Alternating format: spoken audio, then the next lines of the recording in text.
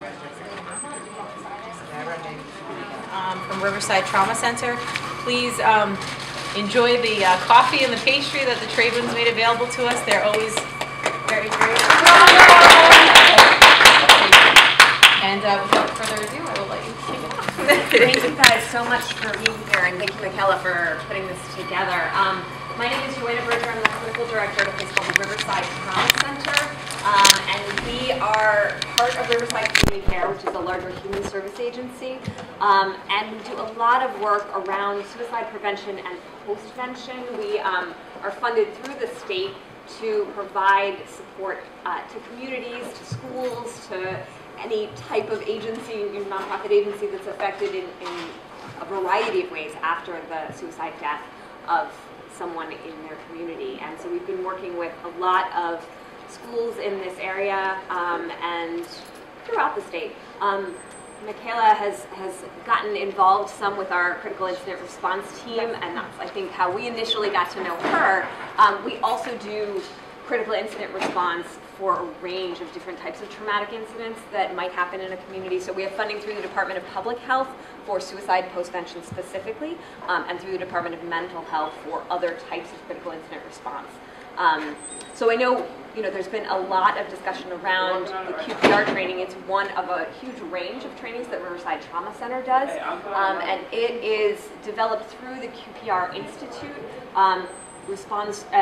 It stands for Question, Persuade, and Refer. The idea is that it's kind of based on the model of CPR, this take an hour, learn to ask a question, and possibly save a life. And so that's what we're going to be talking about today. We're going to talk a little bit about some of the basics about suicide. I have to say, I didn't know exactly who this group was. I still don't. And so I'd love to hear from you guys.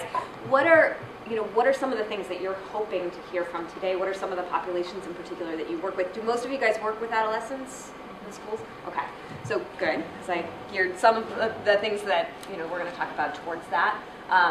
But are there any other specific things that you're hoping might come out of today? We could maybe do a quick introduction of everyone, because not everyone here knows each other, and then maybe kind of tag that on to whatever anyone's looking for today. Absolutely. You want to start? Sure. What I put out to everyone is the Question, Persuade, Refer booklet. It's got some general information. We often find that it's helpful for people to have something to take with them. You're not expected to remember everything we talk about today, but there's also just a huge range of great resources out there. Things like the Suicide Prevention Resource Center's website, which is sprc.org, or the American Association of Suicidology, AAS.org, that have just huge ranges of information about best practices. There's a lot of research being done now and a lot more information out there about understanding suicide, understanding what is effective treatment. So Michaela and I met a while ago and talked about a number of different options, and as she said, wanted to kick things off with this. I want to clarify, we have a number of clinicians in the room. This is not a clinical training. We're not going to talk about assessment. We're not going to talk about any of that stuff. This is what's called a Gatekeeper Training, which means that it's really geared towards the general public, because basically anybody could be a gatekeeper for someone who's thinking about ending their lives. And so we want everyone in the general population to have some basic understanding, some basic training, some basic understanding. What are the warning signs? What would we be looking for? How do we have that conversation? How do you ask the question? What are some of the myths? And being able to kind of debunk those myths and knowing what some of the realities are around suicide, because there's a lot of stigma and a lot of myths. But this is not going to be a clinically based training, so we just want to make sure that that's clear. Riverside does offer actually two different all-day trainings on risk assessment and crisis intervention for people who are struggling with suicidality or in suicidal crisis. That's not today. So QPR is not intended to be a form of counseling or treatment. It's really about sort of learning what some of the signs are, learning to understand a little bit more about suicidality and what's happening for people, and offering some hope through positive action. So we're going to start with a little quiz. Which group has the higher rate of suicide? Elderly white men or middle-aged black women?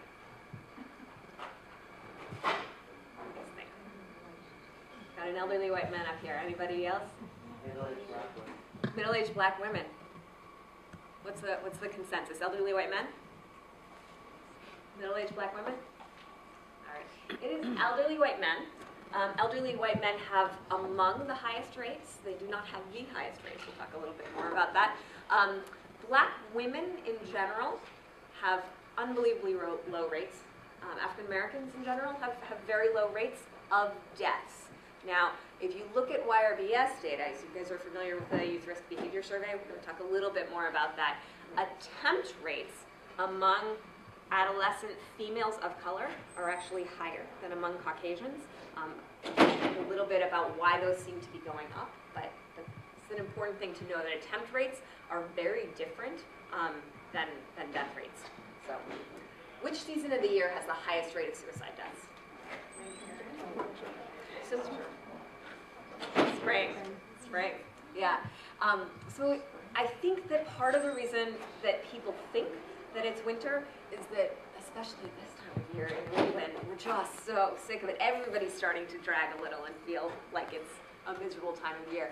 But also, we know that the media plays a huge role in how people understand everything in their lives, right? But in particular, there are so many stories about suicide being related in some way to the holiday blues and seasonal affective disorder and things like that. The reason why we think, and again, we don't know necessarily, but that spring seems to be higher, is that I think what happens for a lot of us is that when the sun starts to come out and we're able to be outside more and winter is over, we start to feel better, right? And if you're feeling so miserable and really like you just don't want to live anymore and everybody around you is starting to feel better, that can be a really hard tension for a lot of people. So we don't know the exact reasons why it is, but it seems to be that the spring has much higher rates consistently. So this question I actually meant to take off because there's some contention about it, but we can talk about it. Which day of the week has the highest rates? Death rates? Sunday. So everybody guesses Sunday. And it's not Sunday. It's definitely not Sunday. There are some, well, for a long time it was Wednesdays. And again, the theory around that had to do with the same thing, that everybody else was sort of over the hump and starting to look forward to the weekend. But there's some new data coming out that Mondays and Tuesdays sort of rival it. So I meant to take it off because it's not quite as unequivocal anymore, but I didn't remember. So who makes more attempts, males or females? Females, right. So about on the order of 4 to 1, women are attempting more often than males. Who dies more often? Males, right. And it's actually about by the same order of magnitude, that men are dying about 3 or 4 times as often. Why is that? Probably like the method. Right. So the lethality of the means that they use makes a huge difference. And we're going to talk a lot more about access to means and about understanding sort of that means make a difference, like the way someone is trying to kill themselves makes a huge difference in terms of whether they live or die. But that's an important piece to know. What percentage of suicide victims, people who die by suicide, leave a note? It's okay, you can guess.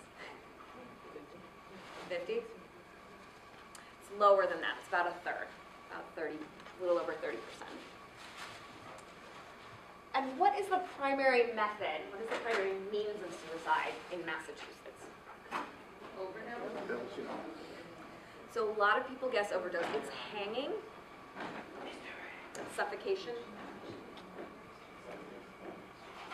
So I wanted to start by showing a quick video. Just like anybody else. Maybe more than anybody else. I can be hard to figure out. And I like my privacy. I don't want you looking over my shoulder all the time. But you know your kid better than anybody else.